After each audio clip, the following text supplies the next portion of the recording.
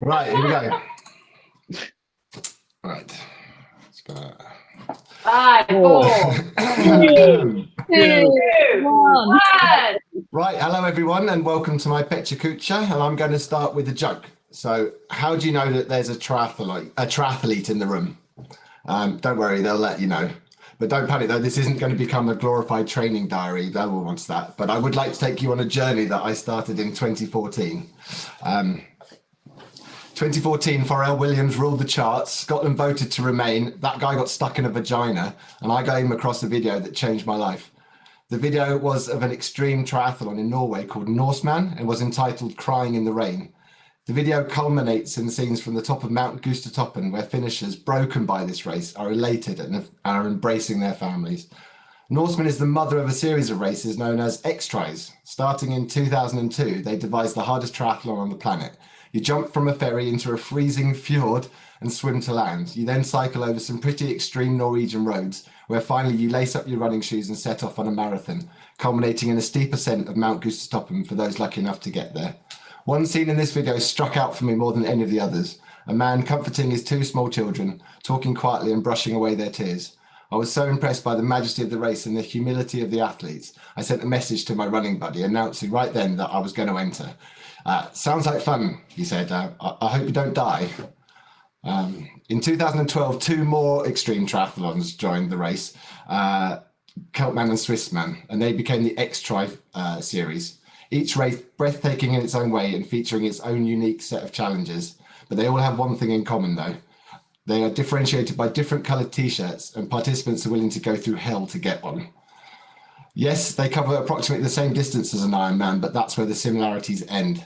There are no glorious expeditions. Races are generally point to point and often in the mountains. You must bring your own support team to feed, water, and motivate you. And you must reach certain time-controlled checkpoints throughout the day. Finally, one of your team must complete the marathon with you and for your own safety.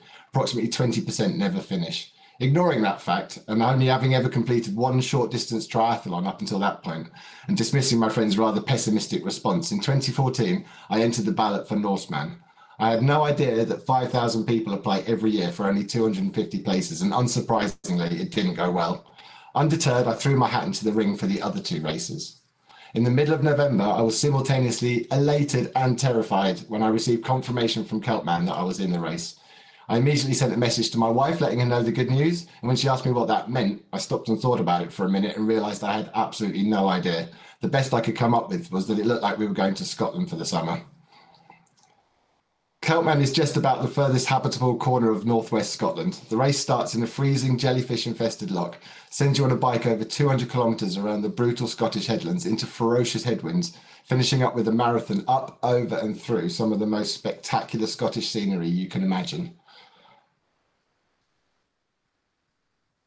Needless to say, the whole thing was pretty tough. All in, I spent nearly 450 hours training over 6 months and spent 16 hours on the course.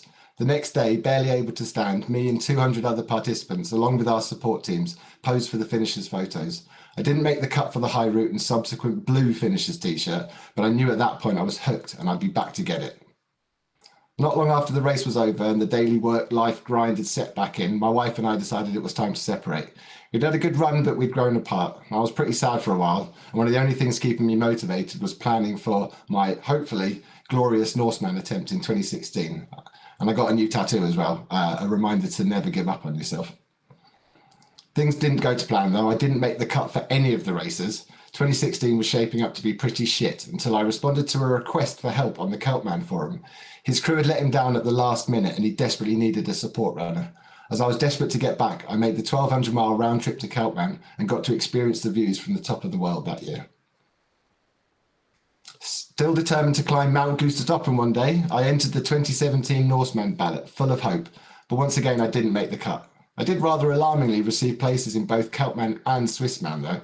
In and of itself a challenge on its own, but when you factor in that they're only 7 days apart in 2 different countries, that puts a whole new light on it. It took me less time to decide whether or not I should do it than it does to struggle into my wetsuit. I was all in, the challenge was on. 2016 had been crap and this was going to be amazing. Conquer Keltman and get that blue t-shirt, then hold on and just try to survive Swissman the next week. As there's only one t-shirt for Swissman and that's the one that says, "You finished, you badass." Cutman 2017 is widely recognised as one of the worst years on record. Torrential rain from start to finish, temperatures often below 10 degrees and 50 to 60 kilometre headwinds to drain what energy you had left. I trained hard to get that down t-shirt and a bit of weather wasn't going to stop me. I reached the cut-off with 15 minutes to spare. They closed the mountain route, but I didn't care as I knew I'd done it and there was always next weekend. Swissman starts in a small town called Ascona and the contrast couldn't have been more different.